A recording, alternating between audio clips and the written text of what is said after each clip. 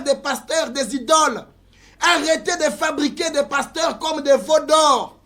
Il y a beaucoup de pasteurs qui sont devenus des veaux d'or pour leur église. Il y a des pasteurs qui sont devenus des veaux d'or pour leur peuple. Le peuple ne sait plus que Dieu existe. Le peuple sait que, le peuple sait que leur Dieu, c'est leur pasteur. Le peuple sait que le meilleur pasteur sur la terre, c'est leur pasteur. Sachez que quand vous arrivez à ce niveau, vous avez déjà fabriqué un veau d'or. Et Dieu finira par envoyer un Moïse qui viendra avec les 2 tables de la loi en colère et frappera ce pasteur. Il finira par s'éclabousser parce que Dieu ne partage jamais sa gloire avec un autre. Nous sommes de Paul, nous sommes d'Apollos. Mais Paul a interdit la guerre des générations. Il dit, le plus important, ce n'est pas celui qui plante. Il dit, le plus important, ce n'est pas celui qui arrose. Mais le plus important, c'est celui qui fait croître. L'église a un propriétaire. Votre pasteur n'est qu'un gérant de l'église là où vous priez. Votre pasteur n'est pas le Dieu que vous priez. Et votre pasteur n'est pas indispensable. Ça veut dire que même sans lui, si Dieu veut guérir, il guérira. Si Dieu veut délivrer, il délivrera. Donc personne n'est indispensable, mais tous nous sommes importants.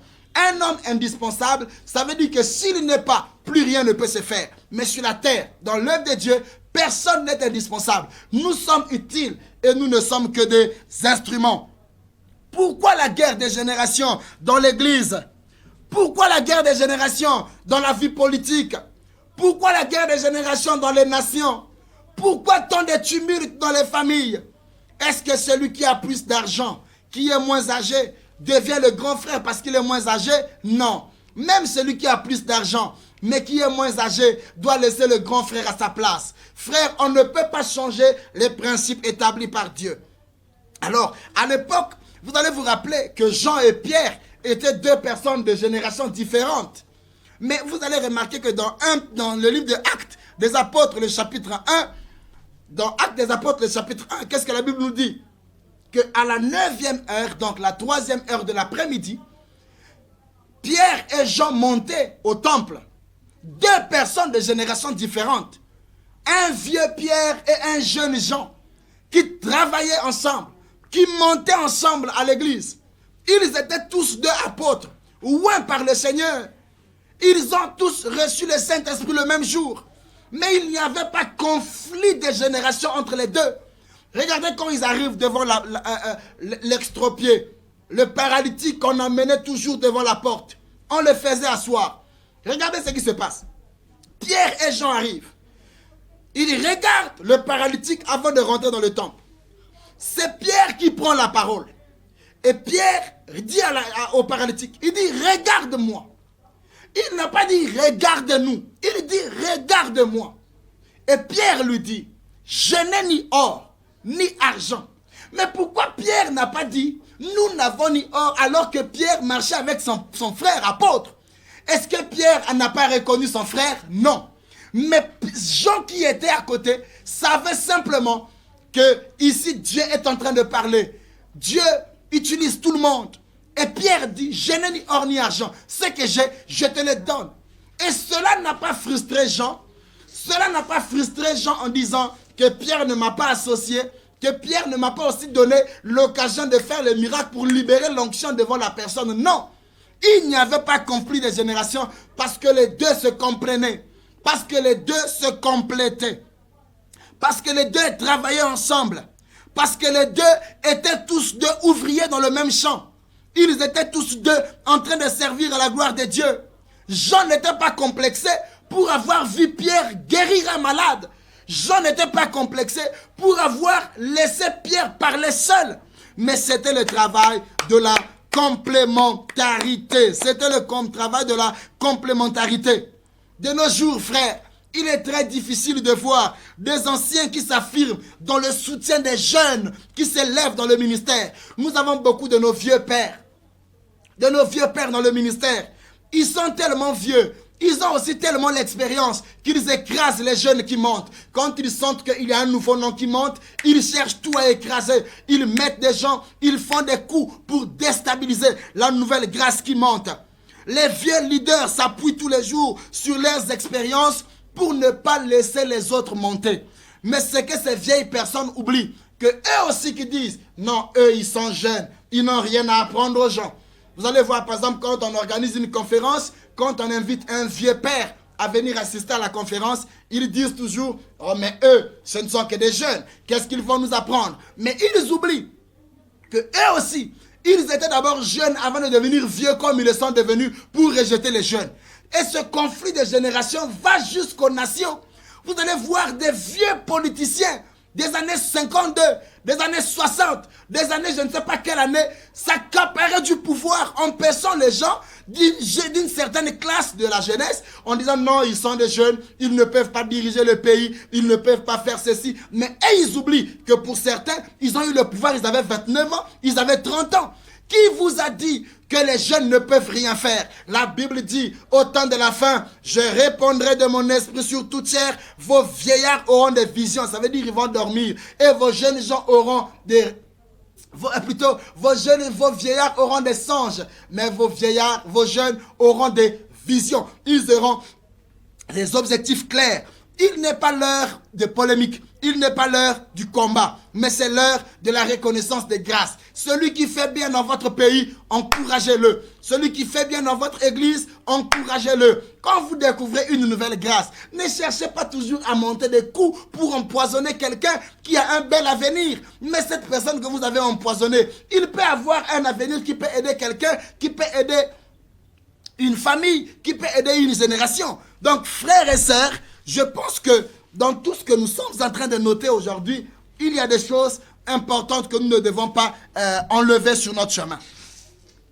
Alors, le même problème qui se passe avec les vieux, qui ne reconnaissent pas la jeune classe, les jeunes ouins, ces jeunes-là aussi, le fait qu'ils se sentent écrasés par des vieux, et aussi le fait qu'ils soient ouins, disent toujours qu'ils ne peuvent pas accepter que les vieux les écrasent. Et donc, les vieux n'acceptent pas les jeunes rejettent les vieux. Et aujourd'hui, il y a discrimination. Les jeunes, la guerre des générations n'est pas seulement dans l'église. Les jeunes aussi se croyant tellement sages et ouins. Nous avons aujourd'hui des jeunes ouins qui refusent d'accepter les vieux. Mais n'oubliez pas que la Bible le dit dans le livre d'Ecclésiaste qu'une génération s'en va et une autre arrive. Une génération s'en va et une autre arrive. Ce rejet est ce que les uns et les autres, et quand les uns et les autres se rejettent, c'est là qu'il y a conflit de génération. La Bible dit qu'une génération s'en va et une autre arrive. Mais écoutez, il n'y a pas de nouvelle génération sans transition. Il n'y a pas de nouvelle génération sans transition. Parce que si vous voulez aller à une nouvelle génération, mais il faut savoir que pour arriver à être une nouvelle génération, il faut commencer tout d'abord par avoir le relais.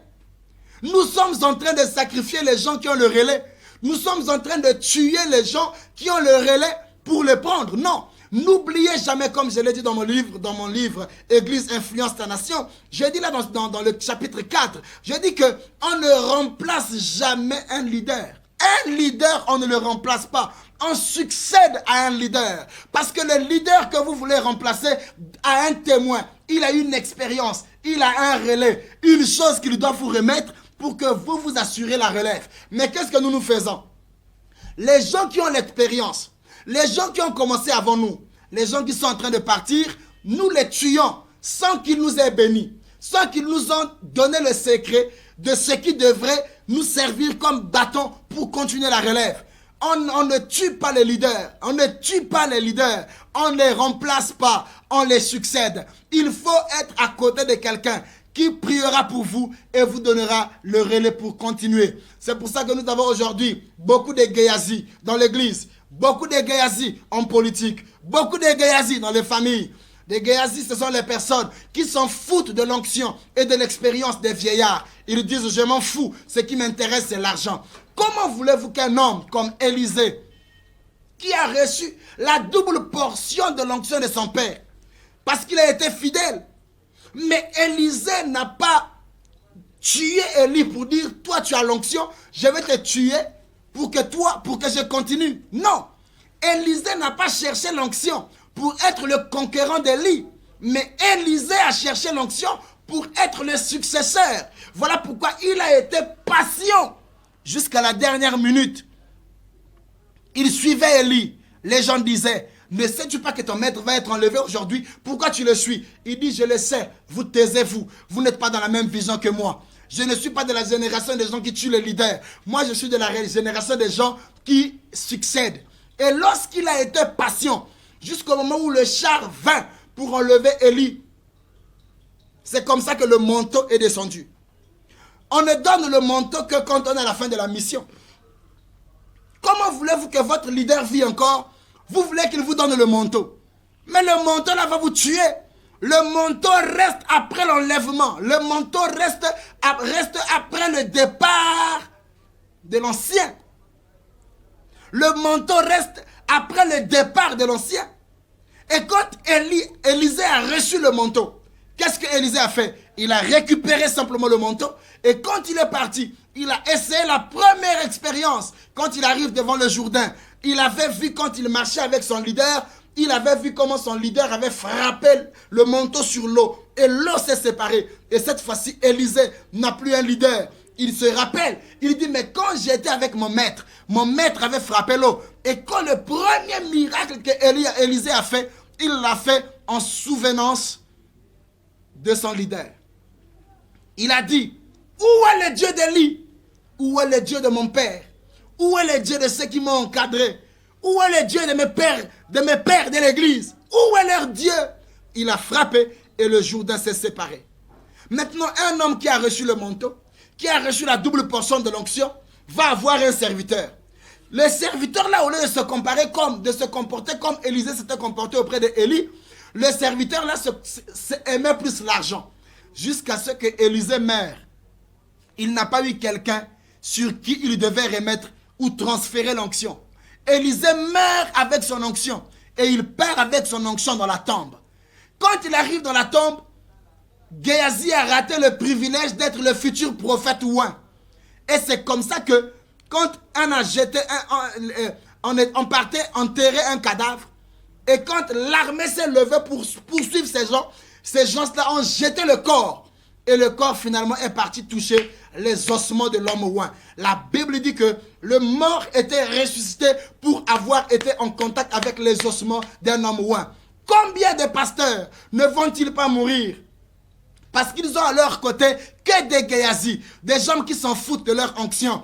Ils ne s'intéressent qu'à l'argent qu'ils donnent, ils ne s'intéressent qu'aux honneurs qu'ils bénéficient à côté des leaders. À côté de chaque leader, tu peux avoir un destin réparé. À côté de chaque leader, tu peux bénéficier d'une onction qui fera de toi un plus qu'un prophète. Géasi ne s'est arrêté qu'à voir les miettes que lui avait donné Naaman. Mais s'il avait eu l'onction, il devait continuer avec succès le ministère.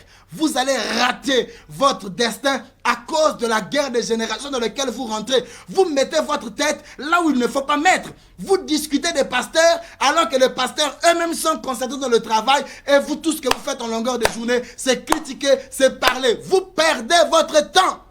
L'heure est arrivée, Église du Seigneur. Écoutez-moi, à travers le monde où vous me suivez, que le Seigneur vous attend à revenir sur le chemin. Chacun de nous, chaque homme de Dieu est le résultat de l'onction. Est le résultat de l'onction de son Père. Chaque homme de Dieu est le résultat de l'onction de son Père. Béni-In est le résultat de l'onction de Catherine Kourman. Élisée est le résultat de l'onction d'Élie. Nino Sézéchias Ngwama est le résultat de l'onction du docteur Josué Kibinza. Marcelo Tounassi est le résultat de l'onction de l'apôtre Capé. Joël Francis est le résultat du pasteur Freddy de Coster. Vous êtes l'onction de qui? Vous êtes le résultat de quelle onction? Quelle est l'onction qui vous anime? Quel est le Père qui vous a affecté dans votre ministère? Oh frère, la guerre des générations aussi arrive lorsque vous n'avez pas de repère. Qui vous a encadré? Vous venez d'où? Vous venez de quelle église? C'est normal qu'il y ait polémique. C'est normal que vous vous battez à dire des choses aujourd'hui parce que vous êtes un homme sans repère. Montrez-nous votre père spirituel. Parlez-nous de votre père spirituel. La guerre des générations dans l'église parce que vous êtes un homme sans généalogie. Vous êtes un Melchisedec. Vous êtes un homme sans généalogie? Non. Même Jésus a une généalogie. Matthieu 1 nous raconte la première génération jusqu'à la 14e génération. Là où Jésus sort, on a retracé le parcours des parents spirituels et physiques de Jésus. Mais est-ce qu'on peut retracer l'histoire de votre parcours spirituellement parlant? Vous êtes un prostitué spirituel. Vous n'avez aucune référence. Vous partez de nulle part. C'est dangereux pour vous. C'est pour ça que vous encouragez les polémiques. Frères et sœurs, chaque enfant de Dieu, comme je le disais, est le résultat de l'onction de son Père spirituel. Mais écoutez, frères et sœurs, le fait d'avoir lavé les pieds des disciples n'a pas empêché à Jésus d'être le sauveur du monde. Jésus est allé jusqu'à laver les pieds de ses disciples. Mais Jésus est resté le roi. Il est resté le Messie. Il est resté le sauveur. Il est resté le roi. Dans toute sa plénitude, dans toute sa divinité, dans toute sa gloire, dans toute sa majesté, dans toute son onction, Jésus est descendu jusqu'à laver les pieds de ses disciples. Il est descendu jusqu'à laver les pieds de ses apôtres. Rien ne va vous quitter en devenant serviteur. Rien ne va vous quitter en devenant un homme moins que les autres. L'onction de Dieu ne peut pas vous quitter parce que vous vous êtes assis pour écouter un autre pasteur qui prêche. Ah oui, l'onction ne va pas vous quitter. Votre don de guérison ou de miracle ne va jamais vous quitter parce que vous vous êtes assis pour écouter un autre pasteur. Arrêtez les polémiques dans l'église. Arrêtez les polémiques.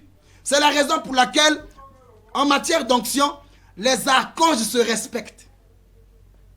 C'est la raison pour laquelle, en matière d'onction, les archanges, donc les anges, se respectent. Depuis qu'il y a eu rébellion au ciel, vous n'allez jamais apprendre qu'il y a discussion là-bas de charisme au ciel. Il n'y a que des discussions de charisme sur la terre. Mais au ciel là-bas, les gens se respectent, les anges se respectent. Il y a le respect mutuel.